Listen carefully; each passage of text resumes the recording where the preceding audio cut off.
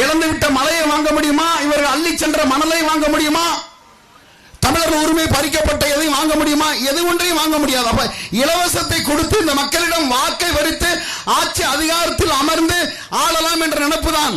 ஆனால் அண்ணன் சீமான் அவர்கள் சொல்கிறார்கள், இலவசத்தை முற்று முழுதாக ஒழிப்பேன். படிப்பதற்கு பள்ளி கல்லூரி, மருத்துவமனைக்கு மருத்துவமனை, குடிப்பதற்கு சுகாதாரமான நீர், இவை மூன்று தான் இலவசமாக தரப்படும் நாம் தமிழர் ஆட்சியில்.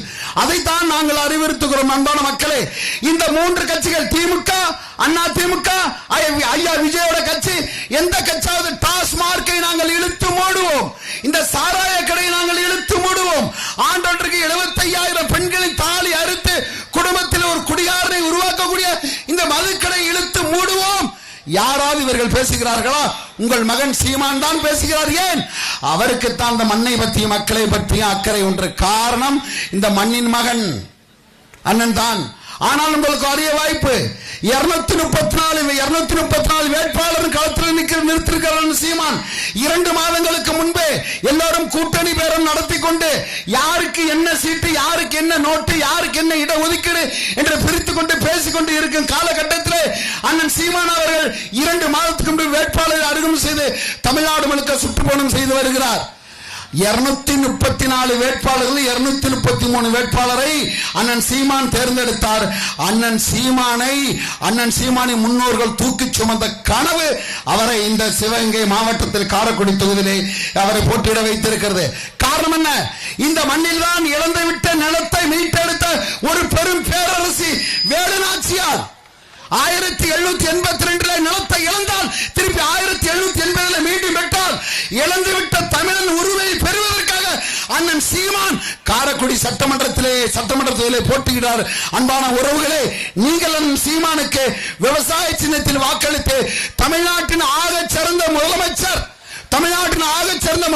வேட்பாளர், மண்ணின் காவலன், இன காவலன், வன காவலன், வள காவலன், அனைத்துக்குமா காவலா இருக்கக்கூடிய அண்ணன் சீமானை விவசாய சின்னத்தில் தேர்ந்தெடுத்து தமிழ்நாட்டின் ஆக சிறந்த முதலமைச்சர் வேட்பாளரை நீங்கள் வாக்களித்து தேர்ந்தெடுக்க வேண்டும் என்று கூறி விடைபெறுகிறேன். நன்றி, வணக்கம். நாம் தமிழர். அடுத்து நாம் தமிழர் கட்சியின் தலைமை ஒருங்கிணைப்பாளர் என்னுடைய அண்ணன் செந்தமிழ் சீமான், நாம் தமிழர் கட்சியின் முதலமைச்சர் வேட்பாளர் உங்களோடு உரையாற்றுவார்.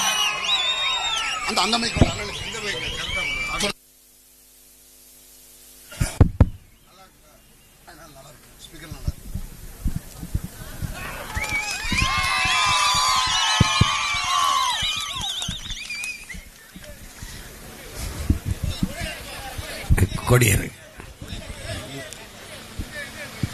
எங்களின் உயிரோடும் உணர்வோடும் கலந்து வாழுகின்ற அன்பு சொந்தங்கள் அனைவருக்கும் வணக்கம்.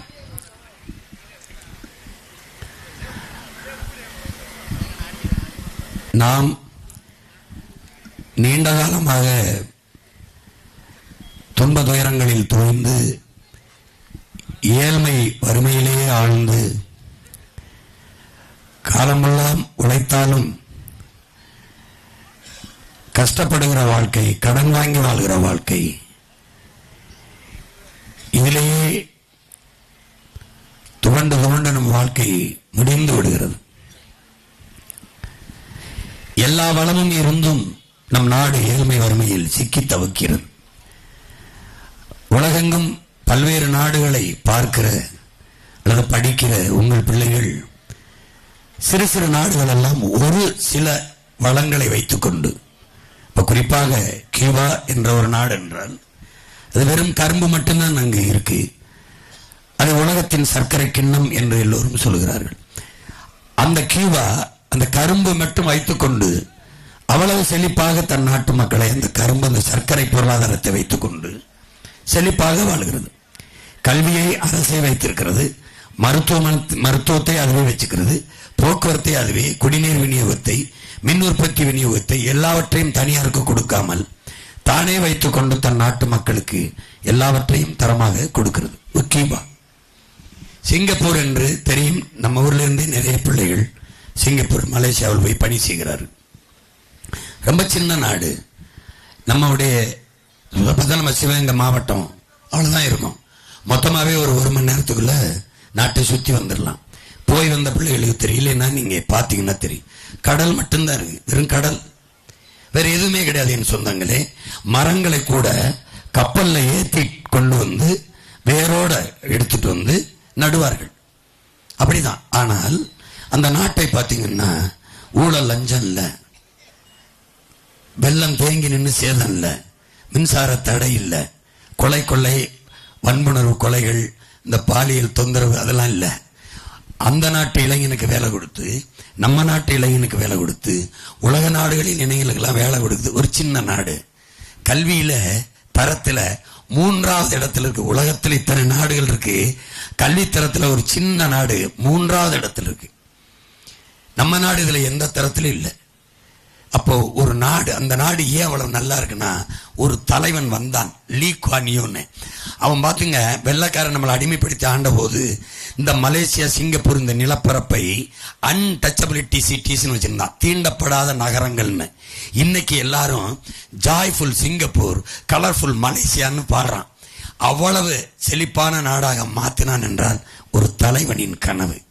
அப்படி கனவுள்ள ஒரு தலைவனின் கையில் இந்த நாடு போக வேண்டும். அதை எந்த தலைவனுக்கு, எவனுக்கு அந்த கனவு இருக்கிறது என்பதை என் மக்கள் தேட வேண்டும். இவ்வளவுதான் இந்த தேர்தலில் இருக்கிறது. உங்களுக்கு புரியுதுன்னு நினைக்கிறேன். வர்றவங்கெல்லாம் நான் உங்களுக்கு 10 கிலோ அரிசி தரேன், 1 கிலோ எண்ணெய் தரேன், 1 கிலோ பருப்பு தரேன், அப்புறம் பொங்கலுக்கு 3000 தரேன், அப்புறம் வங்கியில் 1000 2000 போடுறேன், அப்புறம் 10,000 தரேன், டோக்கன் 8000 தரேன், 4000 தரேன், சிலிண்டர் ஓசி தரேன். இதையெல்லாம் சொல்றதுக்கு உங்க மகன் வரல.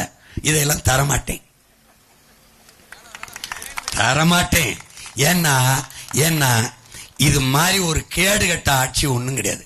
என் அன்பு சொந்தங்கள், அடுத்த வீட்டில், நம்ம சொந்தக்கார வீட்டில், சின்னம்மா பெரியா வீட்டில், அத்தை வீட்டில் ஒரு சேரங்க நல்லெண்ணெய் தாளிக்க வாங்குறதுக்கே ரொம்ப யோசிப்பீங்க. கொஞ்சம் மண்ணெண்ணெய் 1/2 லிட்டர் கொடு, அடுத்த வாரம் வாங்கிட்டு வந்தாருன்னு சொல்றதுக்கே யோசிப்பீங்க. இவன் எதையுமே யோசிக்காம நம்ம நிலத்தின் வளத்தை, நம்ம நலத்தை, நாட்டை, மலையை, மண்ணை, கடலை எல்லாம் அடமானம் வச்சு 10 லட்சம் கோடி கடனை வாங்கி இந்த ஃப்ரீ ஸ்கீம்னு அது இலவசம், இது இலவசம், இது இலவசம்னு நாய்க்கு எலும்பு துண்டை போட்ட மாதிரி போட்டு நம்மளை ஏமாத்தி வாக்கை வாங்கி ஆட்சிக்கு வந்து ஆண்டு அழிச்சு, போன முறை வந்தபோது குடும்ப தலைவிக்கு 1000ன்னு சொன்னாங்க. இந்த முறை வருவதற்கு 2000 தாரம்ங்கிறாங்க. ஏன் அப்படி சொல்லணும்? நல்ல ஆட்சி கொடுத்திருந்தா அந்த 1000மே போதுமே. எதுக்கு? நீங்க யோசிச்சு பாருங்க. ஏன் ஸ்டாலின் திடீர்னு அடுத்த மாசம் தேர்தல் வருது, இந்த மாசம், போன மாசம் 1,31,00,000 வங்கி கணக்குக்கு 5000 போட்டுறாப்ல. என் தம்பி மனைவிலாம், மாமா நமக்கு எதுவும் செலவுக்கு போட்டிருக்காரா, என் கணக்குல 5000 வந்திருக்கு. தெரியல, நம்ம உங்க மாமா போடல, உங்க அப்பா போட்டிருக்காரு. அது ஸ்டாலின் அப்பா ரவா போட்டாப்ல. 5000 ரூபாய், 6800 கோடி அதில் இழப்பு. இப்ப என்ன கவனிச்சீங்கன்னா, அவர் 3 மாசத்துக்கு தேர்தல் வர்றதுனால கொடுக்க முடியாது, 1000 போட முடியாது. ஏன்னா ஆட்சி வந்து தேர்தல் அதிகாரத்துக்கிட்ட போயிருது, தேர்தல் ஆணையத்துக்கிட்ட போயிருது. அதனால கொடுக்க முடியாது, குற்றமாயிரும். அதனால மொத்தமா 3 மாசத்துக்கு சேர்த்து போட்டுறேன் 3000. அதோட உங்களுக்கு ஏப்ரல் மே மாதம் வருது இல்ல, கோடை காலம், அதுல உங்களுக்கு கை செலவுக்கு தேவைப்படும். எப்படி? ஏன்னா இந்த ஆண்டு தான் ஏப்ரல் மே வருது, போன ஆண்டு வரல. அதுக்கு முந்தின ஆண்டுலாம் ஏப்ரல் மே இல்ல. ஏன் இந்த ஆண்டு மட்டும் ஏப்ரல் மே வருது? ஏன்னா இந்த ஏப்ரல் மே தான் தேர்தல் வருது. உங்களுக்கு புரியுதுன்னு நினைக்கிறேன். இவங்க ஏமாத்துற ஆட்கள். நம்முடைய தாத்தா கண்ணதாசன் இருக்காங்கல்ல, கவியரசு, அவங்க என்ன சொல்றாங்கன்னா, உன் வாக்கு ஒரு யோக்கியனுக்கு போட்டினா உன் ஓட்ட உனக்கு நல்ல எதிர்காலம், அதையே ஒரு அயோக்கிய பயலுக்கு போட்டினா அவனுக்கு நல்ல எதிர்காலம்ங்கிறப்பல. புரியுதா? இப்ப நீங்க இதுவரைக்கும் யாருக்கு போட்டிருக்கீங்கன்னு தெரியும். வரும்போதெல்லாம் ஏழை எளிய விவசாய பெருங்குடி மக்கள், அவன் எதுக்குடா விவசாயி ஏழையா இருக்கான்? எதுக்கு விவசாயி ஏழையா இருக்கான் சொல்லுங்க? ஏழை எளிய கார் முதலாளிகளே, ஏழை எளிய சிகரெட் முதலாளிகளே, ஏழை எளிய இந்த பான்பராக்கு முதலாளிகளே, அப்படிலாம் சொல்லலையே. ஏழை எளிய விவசாயி ஏழையா இருக்கான்.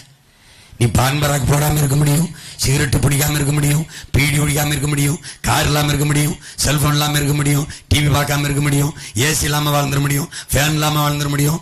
இது எல்லாம் இல்லாமல் வாழ முடியும், சோறு இல்லாம வாழ முடியாது. சோறை கொடுக்கிற விவசாயி டேய் அவன் ஏன்டா கடனாளி ஆகிறான், அவன் ஏன்டா ஏழை ஆகிறான்? இந்த கேள்வி ஏன்டா யாருமே எழுப்புறது இல்ல? ஏன் எழுப்புறது இல்ல? சரக்கில பிளேட்டு கத்தி தயாரிக்கிறவன் கூட பெரும் முதலாளியா லாபம் விட்டுறான். பிளேட்டு கத்தி இருக்குல்ல, அது 10 ரூபாய்னா 10 ரூபா கொடுக்குறான். அதனால முதலாளியா இருக்கேன். எங்க அப்பா விளைய வைக்கிறான்ல, அரிசி பருப்பு காய்கறி வெண்டைக்காய் சுரக்காய் பூசணிக்காய், அதை விளைய வைக்கிற அவன் ஒரு பூசணிக்காய் 100 ரூபாப்பா சொல்ல முடியாது. வாங்குறான் பார் சந்தையில, பூசணிக்காய் 10 ரூபாய்க்கு எடுத்துக்கிறேங்க, கொடுத்தா கொடுங்கன்னா போங்கம்பா. பொருளை திருப்பி எடுத்து போக முடியாது, தக்காளியை பொருளை திருப்பி எடுத்து போக முடியாது, கத்திரிக்காயை அழுகி போகும். அப்ப என்ன பண்றது? வந்த விலைக்கு நட்டப்பட்டு விற்கிறான்டா விவசாயி. அதனாலதான்டா ஏழையா இருக்கேன். இப்ப உன் மகன் விவசாய விலையை தீர்மானிக்கிறான். அந்த ஆட்சியை உங்க மகன் கொடுக்குறேன். இப்ப புரியுதா உனக்கு? இதனாலதான் பிரச்சனை. உனக்கு நல்லா கவனிச்சுக்க. நீ காலில் போட்டிருக்கல செருப்பு, எங்க இருக்குன்னு நினைக்கிற? கண்ணாடி அறையில குளிரூட்டப்பட்ட ஏசி ரூம்ல இருக்கும். நீ சாப்பிடுற காய்கறி எங்க எடுக்க தெரியுமில? தெருவில். இந்த முதலாளி சூ 500 ரூபாய்னா 5 பைசா குறைக்க மாட்டேன், அப்படியே கொடுத்துட்டு வந்துடுவேன். கொஞ்சம் பார்த்து போட்டு கொடுங்க. பேச மாட்டேன். ஆனா வீதியில் எங்க ஆத்தாளப்பேன் சந்தையில் விற்கிற கத்தரிக்காய் வெண்டைக்காய் சொரக்காய் பூசணிக்காய் முருங்கைக்காய் கீரையை கட்டு 10 ரூபாய்ப்பான்னு சொல்லிச்சுன்னு ஒரு கீரை அவ்வளோ ஆகாது, ஒரு 8 ரூபாய்க்கு கொடுங்கம்மா, ஒரு 7 ரூபாய்க்கு கொடுங்கம்மா. இங்க பேரம் பேசி குறைப்ப. செருப்பு கிட்ட இருக்குல்ல, பிளேட்டு கத்தி இருக்குல்ல, சிகரெட் இருக்குல்ல, பான் பறக்கிறதுல ஒத்த பைசா பேரம் பேச மாட்டேன். இந்த நாடு நாசமானதுக்கு புரியுதாடா? புரியுதா? இந்த செருப்பை வாங்கிட்டு கண்ணாடி மாளிகையிலிருந்து இறங்கி வந்து கடை தெருவில் பாய கோணி சாக்க விரிச்சு வித்துக்கிட்டு இருக்கு எங்க அப்பத்தா எங்க ஆத்தா. அதை காய்கறியை வாங்கிட்டு போவேன் பையில. இந்த செருப்பு கண்ணாடியில் இருந்துச்சு, கண்ணாடி மாளிகையில போவேன். செருப்பை எங்க விடுவா? வாசல்ல. காய்கறி எங்க கொண்டு போவேன்? உள்ள சமையல் அறைக்கு கழுவி சமைச்சு வயிற்றுக்குள்ள போட்டு உயிர் வாழ்வேன். செருப்பை வாசல்ல விடுவேன். வாசல்ல கலட்டி விடுற செருப்பு கண்ணாடி மாளிகையில் இருக்கும், போய் பாரு. ஆனா நீ உயிரை காக்கிற இந்த உணவு உயிர் தேவை தெருவில் கிடக்கும். இதை மாத்தணும்னு உன் மகன் நினைக்கிறேன். மாறணும்னா எனக்கு போடு, அப்படியே இருக்கும்னா அவங்களுக்கே போடு. புரியுதுன்னு நினைக்கிறேன். இப்ப இப்படி கேட்கிறேன். ஒரு முதலாளி ஒரு பள்ளிக்கூடம் நடத்துறாரு, அது தரமா இருக்கு, எல்லா பிள்ளைகளும் அங்க போனா நல்லா படிச்சுக்கிறோம்னு நினைக்கிறேன். ஒரு கவர்மெண்ட், ஒரு அரசு, இத்தனை கோடி மக்களால் உருவாக்கப்படுற அரசு, இத்தனை கோடி மக்களின் வரியை வாங்கிக்கிற அரசு, ஏன் பள்ளிக்கூடத்தை கல்வியை தரமா கொடுக்க முடியல? நம்ம பிள்ளைய நல்லா படிக்க வைக்க முடியல? ஏன் முடியல? ஒரு முதலாளியால, ஒத்த மனுஷனால முடிகிறது, இவ்வளவு பெரிய அரசாங்கத்தால முடியலையே. அப்ப அரசாங்கம் கையாளாகாம போச்சா? தோத்து போச்சா? சொல்லு. நான் கேட்கிறேன். எல்லா இடத்துலையும் கஞ்சா விற்கிறான், எல்லா இடத்துலையும் கொக்கைன், மெத்தப்பட்டமைன், இந்த மாதிரி இந்த போதை பொருளை விற்கிறான். இதை விற்கிறவன் வாங்கி பயன்படுத்துறான்ல, அவனுக்கு தெரியுது எங்க விற்கிறான்னு. போலீஸுக்கு தெரிய மாட்டேது. எப்படி? இங்க பாருங்க, கஞ்சா வாங்கி குடிக்கிறான்ல, அவனுக்கு தெரியுது எந்த சந்தில எந்த இடத்துல இவன் விற்கிறான்னு. ஆனா போலீஸுக்கு தெரிய மாட்டேது. இப்ப பறக்கும் படைன்னு ரோட்ல காசை பிடிக்கிறான்ல, இவனுக்கு நம்ம ஆத்தால பெண் சந்தைக்கு சரக்கு வாங்க ஆடு வித்து காசு, இந்த மளிகை சாமான் வாங்க காசு, மளிகை கடைக்கு இந்த மண்ணெண்ணெய் வாங்க போறது காசை பறிக்குது, இது தெரியுது. ஆனா ஓட்டுக்கு 2000 கொடுக்கறான்ல, அந்த காசு தெரிய மாட்டது. எப்படிப்பட்ட ஆட்சின்னு பாத்துக்க. நீ பிறந்த 2 வயசு குழந்தைய கற்பழிச்சு கொண்டு வரேன், 60 வயசு அம்மாவை கொண்டு வரேன். இந்த ஆட்சி நல்ல ஆட்சி, எந்த கொம்பனாலும் குறை சொல்ல முடியாத ஆட்சி. இதெல்லாம் தொடரணும். இங்க ஒரு காவல்துறை காக்கணும். காவல்துறையில 300-400 மரணங்களை அடிச்சே கொண்டிருக்கான் காவல் நிலையத்தில். இது தொடரணும்னா ஸ்டாலின் ஆட்சி தொடரட்டும், நாடு சுடுகாடாக ஆகட்டும்னா போடு, நல்லா போடு. ஐயா ஃப்ரிட்ஜ் தரேன்னு இருக்காரு எடப்பாடி ஐயா, ஃப்ரிட்ஜ் வேணா வாங்கிட்டு அவருக்கு போடு. ஃப்ரிட்ஜுக்குள்ள வைக்க வெண்டைக்காய், வெள்ளரிக்காய், சொரக்காய், கீரை, கத்தரிக்காய், தக்காளி இதெல்லாம் வேணும்ல, அது எங்க அப்பா விவசாயி தான் தருவேன், அவன் வேணும்னா அவனுக்கு போடு. புரியுதா? உன் மையம் என்ன சொல்றேன்னு புரியுதா? புரியும். எப்ப புரியும்? இதுக்கு மேலே அவங்கிட்ட நாட்டை கொடுத்துட்டு நாதியற்று திரிவா பாரு. அப்ப கூப்பிடு என் மயன். வீடை அடிச்சாச்சியமான கூப்பிடு, நிலத்தை பறிச்சாச்சியமான கூப்பிடு, மீனவன் அடிக்கிறான் மீனவனை கூப்பிடு, எல்லாத்துக்கும் மயஞ்சிமா வரணும். ஓட்ட அவனுக்கு போட்டு என்ன ரோட்டில் போடணும். இது என்ன கொடுமைடா சாமி, இது என்ன கொடுமை, என்ன கொடுமை. காலையில் போய் எங்க அப்பத்தாட்ட கும்பிட்டேன், வீரமகாளிகிட்டேன். அன்னைக்கு போய் என் முருகனை கும்பிட்டேன். நீ என்னை ஜெயிக்க வைக்காம இந்த மக்களுக்கு என்னடா நல்லது செய்ய போறான்னு கேட்டேன். இவங்கள்ட்ட ஆட்சியை கொடுத்துட்டு நீ என்ன நல்லது செய்வ, என்னது செய்வ? ஒரு பிள்ளைய நடமாட விட மாட்டாங்க, பிடிச்சு கொண்டு போறான். ஒரு அம்மா தெருவில் போக முடியல, தாலி எடுத்து போறான். அவன் தாலி இருக்கிறது விட்டு திருட்டு பைய இவனே குடிக்க வச்சு 6 லட்சம் பேர் தாலி எடுத்து விட்டான். நீ என்னத்தை, எது ஆட்சின்னு தெரியுதா உனக்கு? எது ஆட்சி, எது ஆட்சி? பாசிங்கிற சொல்லு இல்லாம ஒழிப்பேன்னு மயன் சொல்றேன், நீ நம்ப மாட்ட. உன்னை 5க்கும் 10க்கும் அல்லாட விடாம கையெந்த விடாம உன் வாழ்விடத்தில் அரசாங்க வேலையை தந்து உன்னை வசதியா வாழ வைக்கிறேங்கிற, நீ நம்ப மாட்ட. அப்புறம் நான் உங்களை வச்சு பிழைக்கிறவனா இருந்தா 36 லட்சம் வாக்கு இருக்க, இவ்வளவு பெரிய கூட்டம் எனக்கு இருக்க, என்னை கேட்கிறான இவ்வளவு பெரிய ஓட் ஷேரிங் வச்சிருக்கீங்க, இவ்வளவு பெரிய ஓட் பேங்க் வச்சிருக்கீங்க, பிழைக்க தெரியாதவங்களா இருக்கிறீங்களே.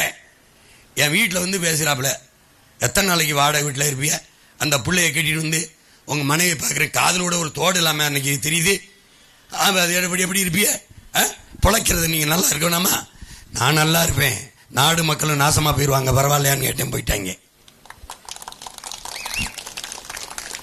நீ என்ன உனக்கு, நீ யோசிச்சு பாரு. இத்தனை கட்சி பேரம் பேசி 2 சீட்டு 3 சீட்டு 8 சீட்டு 10 சீட்டு வாங்கிட்டு 300 கோடி 400 கோடி வாங்கிட்டு போகுதே. உன் மயன் 8.5 விழுக்காடு 36 லட்சம் வாக்க வச்சிருக்கனே, என்னை எவ்வளவு கூட்டிருப்பேன், எவ்வளவு ஆசை கட்டியிருப்பேன். உனக்கு அந்த பதவி, இந்த இது, இவ்வளவு பணம் அவ்வளவு பணம், பணமா இனமா என்று என் கண் முன்னாடி நிற்கும் போது எனக்கு இனம்தான் முக்கியம்.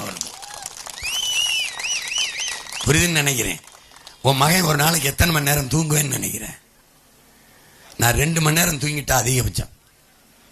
என்ன பண்ணுவேன்? படிப்பேன், சிந்திப்பேன், ராத்திரி பூரா உலகம் பூரா இருக்க பேசுவேன். யாரு நினைச்சு? உங்களை நினைச்சு. என் காடு அழிஞ்சு போச்சு, என் மலையை வெட்டிட்டு போயிட்டான், என் மண்ணலி தின்னு விட்டான், என் நீர் நஞ்சாயி போச்சு, என் காற்று நஞ்சாயி போச்சு, என் பிள்ளைய இந்த பூமியில எப்படி விட்டுட்டு போறது? என்ன இருக்கு? படிக்க கல்வி இல்லை, படிச்சா வேலை இல்லை. 70 லட்சம் பேரு டிஎன்பிசி தமிழ்நாடு தேர்வாணையில் வேலை செலுத்திட்டு நம்ம அண்ணன் தம்பி மாமச்சன் நிற்கிறான். 70 லட்சம் பேர், 3500 தான் வேலை இருக்கு, 50 லட்சம் பேர் தேர்வு எழுதுறான் வேலைக்கு. 400 பேரு இன்ஜினியரிங் படிச்சவன் வாட்ச்மேன் வேலைக்கு விண்ணப்பிச்சு நிற்கிறான். ஐயா எடப்பாடி பழனிசாமி முதலமைச்சராக இருக்கும்போது சட்டசபையில் படிக்கிறாரு. 400 பேர் வாட்ச்மேன் வேலைக்கு. MBA MSc படிச்சவன் எங்க இருக்கான் தெரியுமில்ல? டாஸ்மார்க் கடையில சாராயம் ஊத்தி கொடுத்துக்கிட்டு இருக்கான். இந்த நிலையை உன் மகன் மாத்தணும்னு நினைக்கிறேன். எப்படி மாத்துவா சீமான்? எப்படி? உன் சொந்த ஊர்ல கவர்மெண்ட் வேலை கொடுப்பேன். எப்படி கொடுப்ப? கோழி பண்ணை, ஆடு மாட்டு பண்ணை, தேனீக்கள் வளர்த்தல், பட்டுப்பூச்சி வளர்த்தல், நெசவு செய்தல், மீன் வளர்த்தல், ஆடு வளர்த்தல், மாடு வளர்த்தல், எருமை வளர்த்தல், கழுதை வளர்த்தல், எல்லாத்தையும் அரசு பண்ணி மாத்திடுவேன். என்ன மயன் கழுதை மேய்க்க? நீ மேய்க்காத, நான் மேய்ச்சிக்கிறேன். ஏன்? கழுத பால் தான் உலகத்தில் அதிக விலை. 1 லிட்டர் பால் 5000 நம்ப முடியல. நீ தான் யூடியூப் வச்சிருக்க, தட்டி பாரு. டாங்கி மில்க் ஹவு மச் போட்டு பாரு, போட்டு பாரு. ஏய் டேய், நான் ஏன்டா உனக்கிட்ட பொய் சொல்லணும்? என்னை பெத்தா ஆத்தா பனே, நான் ஏன் உன் மையன் உனக்கு பொய் சொல்லணும்?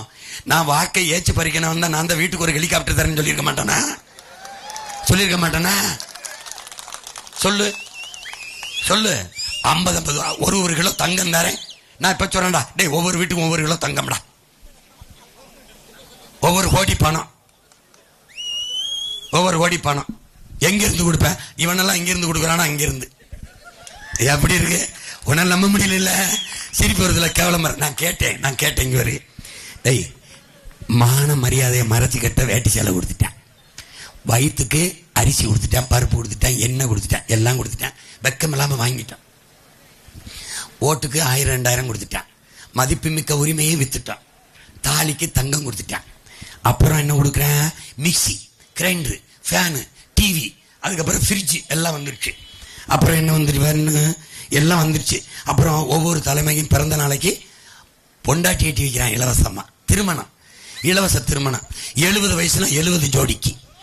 60 வயசுனா 60 ஜோடிக்கு. டேய், கழுதை இருக்குல்ல, கழுதை தனக்கு ஜோடியை தானே தேடிக்கிறது. நாய் இருக்குல்ல, நாய் தனக்கு ஜோடியை தானே தேடிக்கிறது. பூனை இருக்குல்ல, அதுவே தேடிக்கிறது. பூச்சி வந்து அதுவே தேடிக்கிறது. மான தமிழன் பொண்டாட்டியிட்ட வக்கு இல்லாம எப்ப இலவச திருமணம் பண்ணி வைப்பான் இருக்கேன். ஏன்னா அரப்பவன் தங்கம், ஒரு பவன் தங்கம், அரப்பவன் ஒரு தாலிக்கு தங்கம் கூட வாங்கி என் புள்ள கழுத்துல கட்ட முடியாத நீ வாழ்க்கை பூரா அந்த பொம்பளை பிள்ளைய வச்சு எப்படா பொழப்ப? டேய், எப்படி பொழப்ப? எப்படி பொழப்ப? நான் என்ன சொல்லுவேன்? தங்கம் தர மாட்டேன். அப்ப என்ன தருவேன்? 9 பவன் தங்கம்னாலும் என் புள்ள கழுத்துல கட்டுற வசதி வாய்ப்பை, வருவாய் பெருக்கத்தை, வேலையை உனக்கு கொடுப்பேன். பிறந்த குழந்தைக்கு அரப்பவன் மோதிரம் பாட மாட்டேன். பிரசவ செலவு இருக்குல்ல, அதை இலவசமா செய்வேன், தரமா கொடுப்பேன் என் பிள்ளைக்கு. அதுல 2 லட்சம் 1 லட்சத்தை மிச்சம் பண்ணி கொடுப்பேன். அவன் 2 பவன் மோதிரம் என் பிள்ளைக்கு போடுவேன். இலவசம்ங்கிறது கிடையாது. இலவசம் பெற வேண்டிய ஏழ்மை, வறுமை இனி என் மக்களின் வாழ்க்கையில கிடையாது. இப்ப உன் மகன் என்ன கேட்டேன், இந்த பொண்டாட்டி வரைக்கும் இலவசம் கொடுத்துட்டா நம்ம மானம் வெக்கம் சூடு சொல்லலாம வாங்கிட்டோம்டா. புள்ள இலவசம் தரம்னா ஏற்பமா? எப்படி சிரிக்கிறா பத்தியா? கேவலமா இருக்கு பத்தியா? தலைகுனிரா பத்தியா? கோபம் இருக்கு பத்தியா? அவமானம் இருக்கு பத்தியா? அதே மானமும் ரோசமும் அண்டா குண்டா மிக்சி கிரைண்டர் அரிசி பருப்பு கொடுக்கும்போது வரணும்டா. கொடுக்கும்போது இங்க வாப்பா, இது என்னப்பா இலவசம் எங்களுக்கு, நீ வாங்கும்போது காசு கொடுத்து வாங்கினியா இல்லையா? காசு கொடுத்து வாங்கினேன். அந்த காசை எங்கிருந்து எடுத்தாய் என்று கேட்டுட்டாடா, நீ என் கூட பிறந்தவன்டா, நீ என்னைய பெத்தவன். உனக்கு மான உணர்ச்சி, இன உணர்ச்சி வந்துருச்சு. மாற்றத்திற்கான புரட்சிகரமான சிந்தனை உனக்குள்ள வந்துருச்சு. ஓட்டுக்கு காசு கொடுக்கும் போது அன்னை வாங்கிக்கிறேன் இருங்கண்ணே, நீங்க எதுக்குண்ணே தேர்தலில் எனக்கு காசு கொடுக்குறீங்கண்ணே?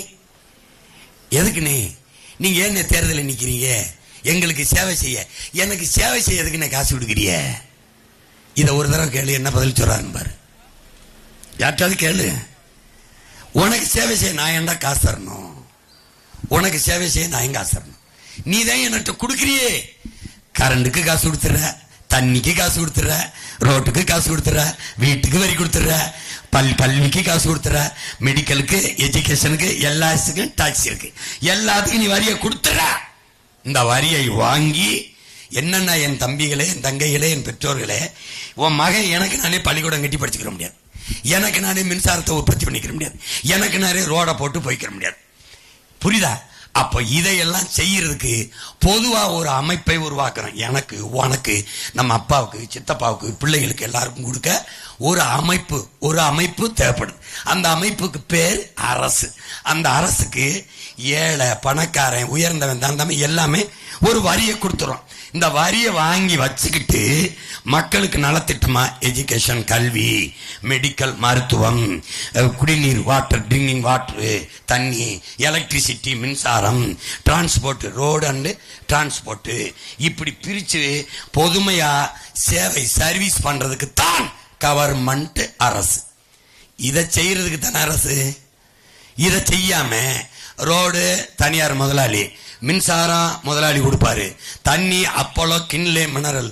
அந்த அப்போலோ ஓனர் எங்கடா இருக்கான்? எங்க பார்த்திருக்கா? தெரியாது. இந்த இந்த இவன் இருக்காமல அமேசான். அமேசான் யாரு? அமேசான் எந்த சந்தில எந்த பொந்தில இருக்கான்னு தெரியாது. ஆனா குண்டூசியில இருந்து, விளக்குமாரில இருந்து, எல்லாத்திலையும் கால் செருப்புல இருந்து போன் அடிச்சா நீ ஆன்லைன்ல சொன்னீங்கன்னா கொண்டாந்து வித்துருவான், கொடுத்துட்டு போயிடுவான். இங்க நம்ம மளிகை கடை வச்சிருக்கேன், கதையை மூடிட்டு போயிட்டேன். ஒன்னும் கிடையாது. எல்லாத்தையும் மாத்தணும்னா உன் மகனுக்கு நீ வாக்கு செலுத்தணும். வழியே கிடையாது, வழியே கிடையாது. என்னை கெட்டியா பிடிச்சுக்க உன் மகனை. என் அளவுக்கு உன்னை பேரன்பு கொண்டு காதலிக்க இனி ஒரு மகன் பிறந்து வந்தாதான். இந்த மண்ணை, உன்னை என் அளவிற்கு பேரன்பு கொண்டு நேசிக்க, காதலிக்க இதுவரைக்கும் ஒருத்தனும் பிறக்கல. இனிமே எவனாவது பிறக்கணுமா தெரியும். அது தெரியல பார்த்துக்க. அதனால ஒழுங்கா ஒரு ஓட்ட விவசாயிக்கு போட்டு நாட்டை மகன்கிட்ட கொடுத்துட்டு நிம்மதியா படு. சிறந்த நாடா நான் மாத்தி காட்டுறேன். ஆமா, 15 வருஷமா உங்க முன்னாடியே பேசிட்டேன். என் ஒருத்தனுக்கு தான் இந்த ஆட்சியில் இருக்கிறேன் பயப்படுறேன். நான் வந்தாதான் வீடு இடிக்கிறத நிப்பாட்டுறேன். நான் வந்தாதான் டங்ஸ்டன் தொழிற்சாலை சுரங்க தொழிற்சாலை நிறுத்துறான். நான் வந்தாதான் பேனா சிலையை வைக்கிறத நிறுத்தினான் வச்சிருந்திருப்பேன். பயப்படுவான். நான் எனக்கு ஒருத்தனுக்கு பையன் தான் ஏர்போர்ட் கட்டாம பறந்தூர் நிக்குது, என் ஒருத்தனுக்கு பையன் தான் 8 வழிச்சாலை போடாம இருக்குது. பாத்துக்க, நாட்டை மகன்கிட்ட கொடுத்துரு. உன் முன்னாடி பேசின உன் மகனை சட்டசபைக்கு அனுப்பு. ஒரு பையன் நான் கேட்கறதுக்கு பதில் சொல்லிட்டான்னா அடுத்த தடவை நீ தோக்கடிச்சிரு. பாப்போம் பாப்போம். ஓட்டு பாரு ஓட்ட, அப்புறம் பாரு நாட்டை. போயிட்டு வர மகன். நன்றி, வணக்கம்.